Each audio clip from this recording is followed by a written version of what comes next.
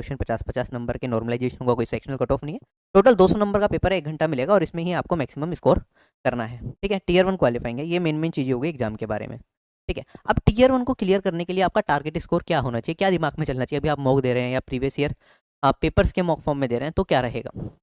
देखो, सबसे पहले जब भी हम मॉक दे रहे होते हैं तो हमारे दिमाग में ये होना चाहिए कि परसेंटाइल हम कितना स्कोर कर रहे हैं। ठीक है, not, I am not saying कि तुम्हारे मार्क्स कितने हैं 200 में से, आई एम सेइंग परसेंटाइल। अगर 100 लोगों ने पेपर दिया तो कितने लोगों से आप ज़्यादा स्कोर कर पा रहे हैं। ठीक है, तो हम कोशिश करते हैं कि अपनी परसेंटाइल 80 से तो अबव रखनी ही है। ठीक है, क्योंकि जो मॉक्स दे रहे होते हैं वो कौन होते हैं, कहीं ना कहीं वो सीरियस है एग्जाम को लेके। ठीक है, जो लोग मौका ही नहीं दे रहे, आधे से ज़्यादा लोग तो वो होंगे कि बस फॉर्म भर दिया पेपर देने चलेगा, ना वो सीरियस है, और उनमें से बहुत सारे लोग एग्जाम देते भी नहीं है, ये भी हम अभी डेटा देखेंगे थोड़ी देर में। ठीक है, तो मौके में अगर 80% 85% आप स्कोर कर रहे हो तो आपके सिलेक्शन के चांसेस बनेंगे, ऐसा नहीं है कि बिल्कुल भी ना बने, कैटेगरी वाइज चीज़ें डिपेंड करेंगी थोड़ी बहुत।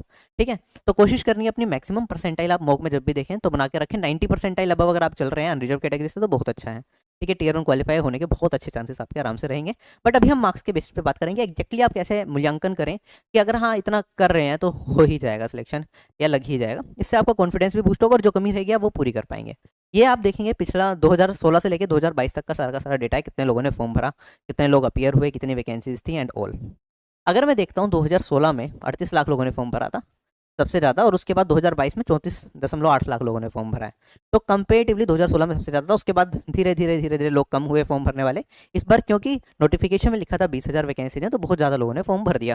ठीक है, लिमिटेड टाइम दिया गया था 20 दिन फॉर्म भरने को, तो 34.8 ही हुआ। अगर एसएससी सीजीएल का फॉर्म भरने के लिए 40-50 दिन दे देते तो हो सकता था 50 लाख बच्चे फॉर्म भर देते, क्योंकि 20,000 वैकेंसीज कही गई थी, और जब नोटिफिकेशन आया तब 20,000 वैकेंसीज की बात थी। लेकिन अभी हम जैसे जैसे थोड़ा तो पता कर पा रहे हैं, तो अभी एक डीओपीटी का वो था, उसमें ये लिखा होता है 37,000 कुछ वैकेंसी जा सकती हैं अगर सारी की सारी अप्रूव हो गई। ठीक है, काफ़ी लोगों ने तो एकदम स्टेटमेंट दी है कि 37,000 हो गई। ठीक है, मैं अभी 100% श्योरिटी के साथ आपको नहीं कह सकता, बट हाँ ये तो एक्सपेक्टेड है कि 30,000 तक हमारी वैकेंसी सीजन में जा सकते, हो सकता है 38,000 ही हो जाए, तो बहुत अच्छा रहेगा। बट अगर मैं 20,000 या 30 इसके बीच से 30,000 के बीच में भी मानूँ तो again a very good vacancy, तो उसके बेसिस पे मैं सारी चीज़ें यहाँ पे बता रहा हूँगा, क्योंकि जब तक ऑफिशियल कुछ नहीं आ जाता एसएससी की वेबसाइट पे तब तक कुछ भी मानना सही नहीं होगा। ठीक, और वैकेंसी जो भी आती है वो टेंटेटिव होती है, उसमें थोड़ा बहुत 19-21 का बदलाव आता रहता है। ठीक है, कैंडिडेट्स अपीयर्ड कितने एग्जामिनेशन में होते हैं आप देखेंगे यहाँ पे 2021 के अंदर। ठीक है, लगभग हमारे पास 37% जिन्होंने फॉर्म भरा था वो अपीयर हुए, फिर 32%, 45%, 32, 51 और 37 ऐसा कुछ चल रहा है। इस बार हो सकता है कि हमारे पास जो कैंडिडेट्स अपीयर हो वो हमारे पास 40% के आसपास अपीयर हो जाए। ठीक है, तो लगभग 13 लाख के आसपास, 14 लाख के आसपास, 40 से 50% भी हो सकते हैं, क्योंकि वैकेंसी बहुत अच्छी आ गई बाद में तो सबको पता चली गया। तो 15 लाख के आसपास आप मान के चलो कि मैक्सिमम कैंडिडेट्स अपीयर होंगे एग्जामिनेशन में। ठीक है, ये पिछले साल की कट ऑफ है नॉर्मलाइजेशन के बाद। ठीक है, 2021 की अनरिजर्व कैटेगरी कट ऑफ थी हमारी 130 नंबर, ऐसे ही अदर कैटेगरी को भी 117, ऐसे कट ऑफ देख सकते हैं आप। ठीक है, अगर मैं रो स्कोर के बेसिस पे कट ऑफ देखूं, देखो अलग अलग शिफ्ट में पेपर होता है तो नॉर्मलाइजेशन होता है, तो रो स्कोर के बेसिस पे जो कट ऑफ थी ना हमारे पास ईडब्ल्यूएस कैटेगरी की नॉर्मलाइज मार्क्स के बेसिस पे इतनी थी, लेकिन अगर आप 11 अप्रैल शिफ्ट 1 का पेपर देते हैं तो उसमें उस पर 1% के अगर 100 नंबर आ रहे हैं तो पिछले साल की कट ऑफ क्लियर कर पा रहा था। ठीक है, तो अगर सारी शिफ्ट का मैं एवरेज निकाल लूँ तो 101 नंबर ईडब्ल्यूएस से लोगों की कट ऑफ क्लियर हो रही थी पिछले साल, 109 नंबर पर यहाँ पे, 121 नंबर पे यूआर कैटेगरी से। ठीक है, 130 यूआर की कट ऑफ थी, लेकिन 121 एवरेज में जो ला पा रहा था उसकी टीयर 1 की कट ऑफ क्लियर हो रही थी। ऐसे ही आप डेटा देख सकते हैं, मैंने पहले भी चार्ट आपको दिखाया, एसटी कैटेगरी की 74 नंबर जो एवरेज में ला रहा था बच्चा उसकी कट ऑफ क्लियर हो रही थी, एससी कैटेगरी से 88 नंबर जो ला रहा था उसके एवरेज में उसकी कट ऑफ क्लियर हो जा रही थी। तो ये डेटा बहुत इंपॉर्टेंट है कि आपको क्वालिफाई करना है टीयर 1। ठीक है, इसमें आपको घबराना नहीं है अभी से, क्योंकि पहले होता था बहुत ज्यादा नंबर आने हैं, कट ऑफ क्लियर करोगे बाउंड्री पे फाइनल सिलेक्शन पे नहीं पहुंच पाओगे, लेकिन इस बार ऐसा नहीं है, कट ऑफ क्लियर करी बाउंड्री पे तो भी आप अगर टीयर 2 के लिए अच्छी मेहनत करेंगे तो सिलेक्शन तक पहुंच सकते हैं, चारों सेक्शन वहाँ पे पूछे जाएंगे। ठीक, तो ये तो हमारा 2021 का डेटा हो गया, जिससे हमने थोड़ा थोड़ा जाना कि कट ऑफ क्या जा सकती है। अब आप एक चीज ऑब्जर्व करेंगे, यहाँ पे 2021 में हमारे पास टोटल नंबर ऑफ वैकेंसीज थी 7686, और कितने कैंडिडेट टीयर 1 को क्वालिफाई कर रहे थे 1,13,848, लगभग 15 गुना के आसपास कैंडिडेट्स टीयर 1 को क्वालिफाई करवाते हैं। तो अगर इस बार 20,20,000 वैकेंसी जाती हैं तो 15 गुना करूँ तो 3 लाख कैंडिडेट्स को क्वालिफाई करा सकते हैं।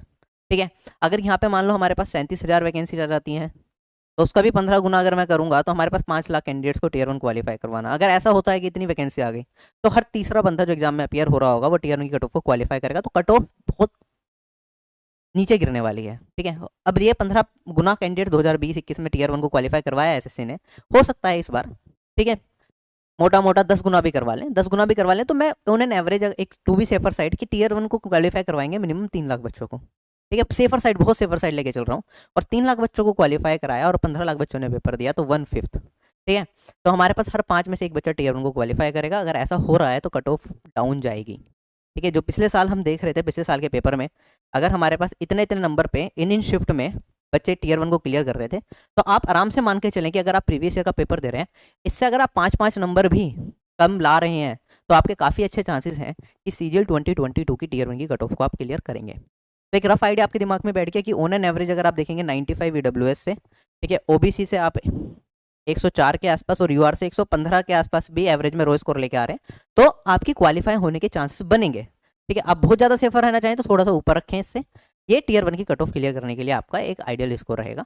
हमें टारगेट करना है कि हम इससे ज़्यादा करें। तो वो हमारे पास कितने सब्जेक्ट्स हैं? 4 सब्जेक्ट हैं। कौन से सब्जेक्ट आपके स्ट्रॉन्ग हैं या आपको देखना है। बाकी हमारे पास जो श्योरिटी आ जाती है, अगर आपने रीजनिंग पूरा पढ़ लिया तो रीजनिंग में हम कोशिश कर लेते हैं कि 40+ तो आ ही जाएंगे। ठीक है, 45 या 50 एग्जाम के लेवल के ऊपर डिपेंड करता है, बट 40 से 45 लाना रीजनिंग में मुश्किल नहीं होता अगर आपने अच्छे से रीजनिंग को पढ़ लिया है। ऐसे ही इंग्लिश की बात करूँ, इंग्लिश मीडियम बैकग्राउंड से हो, जो SSC का पिछले साल का पेपर का लेवल था, टीयर 1 का, उससे पिछले साल का था, तो उसमें 40+ बहुत बच्चे लेके आए थे। इंग्लिश मीडियम वाले तो सारे ही लेके आ जाते हैं 40+। ठीक है, जिन्होंने बेसिक ग्रामर रूल्स या बेसिक जो बुक्स होती हैं इंग्लिश की वो पढ़ी हैं। ठीक है, हिंदी मीडियम वालों को थोड़ी मेहनत ज़्यादा लगती है। तो अगर 40-40 इधर ले आए, और क्वांटिटेटिव एप्टीट्यूड क्योंकि बहुत वास्ट है, ठीक है, इसमें आपने सारा भी नहीं पढ़ा, अर्थमेटिक सेक्शन भी पढ़ के चले गए, तो 15 से 16 क्वेश्चन DI को अगर मैं इंक्लूड कर दूँ अर्थमेटिक के आएंगे, तो 30 से 32 नंबर अगर आप इसमें ले आए, और GK में भी आपके 4 से 5, मतलब 4 क्वेश्चन भी आपने सही कर दिया, 5 क्वेश्चन भी सही कर दिया, 10 नंबर इसमें ले आए, तो आपकी टीयर 1 की कट ऑफ क्लियर हो जाएगी। क्या ये चीज़ समझ आ रही हो? तो हमें सबसे पहले क्या करना है, एग्जाम को क्वालिफाई करना है, तो उसके हिसाब से अपने स्कोर्स को हम मैनेज करेंगे। किसी भी तरीके से आप ये देखो कि किस स्ट्रेटेजी के साथ आप चलें। क्या अपनी प्लानिंग अपने माइंड में ऐसे रखें कि अगर आप अनरिजर्व्ड कैटेगरी से हैं तो मिनिमम 120 नंबर मैं प्रीवियस ईयर के पेपर में लेके आऊँ, और 130 तक ले जाएं तो बहुत ही अच्छा। आप 100% श्योर हो पाएंगे अगर प्रीवियस ईयर में आप 130 तक ला पा रहे हैं कि हाँ मेरा इस बार टीयर 1 क्लियर हो जाएगा। और अगर आप आपका माइंडसेट ऐसा बन गया है ना कि हाँ मैं क्वालिफाई कर ही लूँगा, ठीक है, तो आप रिलैक्स्ड होंगे, एग्जाम को अच्छे तरीके से दे पाएंगे। जब हम ज़्यादा टेंशन में होते हैं तो एग्जाम अच्छा जाता भी नहीं है। ठीक है, तो आप इस चीज़ को ध्यान में रखें कि आपको कैसे इस स्कोर तक पहुंचना है। ठीक है, उसके लिए आप अपनी प्लानिंग करें कि प्लानिंग में कैसे करेंगे आप, कि क्या क्या चीज़ें आपको करनी है, क्या क्या चीज़ें अभी छोड़नी है। ये कोशिश बिल्कुल ना करें इस बार, क्योंकि क्वालिफाइंग है। अगर क्वालिफाइंग नहीं होता तो मैं कहता मैक्सिमम चीज़ें आपको करके जानी है, क्योंकि ये क्वालिफाइंग है। तो सबसे पहले आप अपना मेन टारगेट, अपना ये टारगेट बना के चलें कि हाँ इतना तो करना ही है। अब इतना करने के लिए आपको एक फिक्स्ड तरीका होना चाहिए आपका मॉक टेस्ट देने का, कि हाँ सबसे पहले यार मेरे इतने नंबर सिक्योर हो जाएं कि मैं क्वालिफाई करता हूँ, उसके बाद जितने मैक्सिमम मिल जाए क्वालिफाइंग है वो अच्छा ही है। क्योंकि फिर AO की कट ऑफ, ये तो नॉर्मल लिस्ट 3 की कट ऑफ आएगी जिसमें सारी पोस्ट हैं। AO के लिए अलग कट ऑफ निकलेगी, आपके JSO के लिए अलग कट ऑफ निकलेगी। JSO की थोड़ी सी ज़्यादा होगी, इससे AO की और ज़्यादा होगी। AO की 20 से 30 नंबर ज़्यादा होती है। ठीक है, नॉर्मली लिस्ट 3 से असिस्टेंट ऑडिट ऑफिसर या असिस्टेंट अकाउंट्स ऑफिसर की। तो कोशिश करनी है कि इसकी भी कट ऑफ क्लियर कर लें। इसकी भी बहुत अच्छी वैकेंसी जिस बार देखने को मिल रही है। ठीक है, तो अगर इसकी कट ऑफ क्लियर हो गई तो आपके पास एक अपॉर्चुनिटी रहेगी टीयर 1 में, टीयर 2 के अंदर, क्योंकि टीयर 2 में इस बार इंग्लिश आएगा, इंग्लिश का लेवल थोड़ा बढ़ सकता है। ठीक है, GK आएगा। ठीक है, बहुत सारे लोग GK में इतने अच्छे नहीं होते। मैथ्स और रीजनिंग लोग कर जाएंगे टीयर 2 में, मुझे पता है।